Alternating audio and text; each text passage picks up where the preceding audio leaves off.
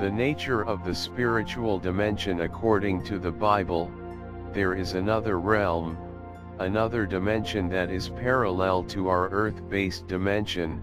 It is a dimension filled with beings. Though we can't know all there is to know about that realm, Scripture still gives us many clues to be able to stitch together a descent mosaic of what it looks like. First of all, we need to define terms. We will start with our dimension since we, generally, understand it intuitively. In the beginning God created the earth, which for simplicity we will just refer to as dirt. God then took some very fine particles of that material, known as dust, and formed Adam.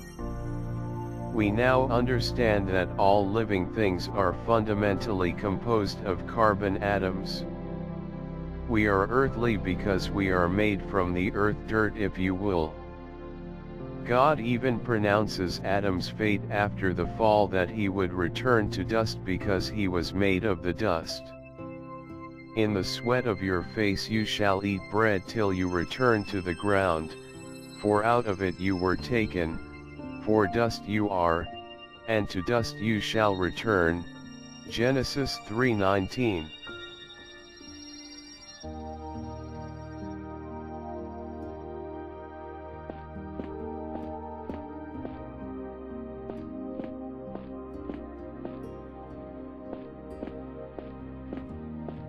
When it comes to things in the other dimension, we cannot say what they are made of other than that the nature of their composition is spirit. What exactly is spirit? Unlike dirt, which we can put under a microscope and see the individual atoms in it, spirit already seems to be the most fundamental state. Thayer's Greek lexicon defines pneuma, pi nu epsilon upsilon mu alpha, as a spirit, a simple essence, devoid of all or at least all grosser matter, and possessed of the power of knowing, desiring, deciding, and acting. Ultimately, Scripture itself will serve as the best method of ascertaining the true meaning of things that are of a spiritual nature.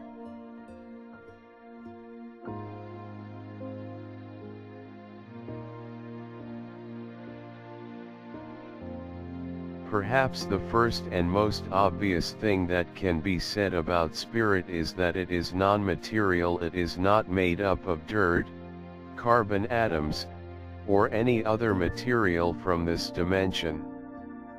The substance of the spirit is completely from that dimension, the spiritual realm. Jesus said after his resurrection, "A spirit does not have flesh and bones as you see that I have." Luke 24:39.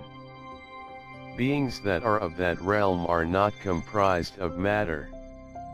Psalm 104:4 gives a general description of angels as spirits and their composition, who makes his angels spirits, his ministers a flame of fire. Psalms 104:4. Beings from that dimension, however, are able to interact with ours.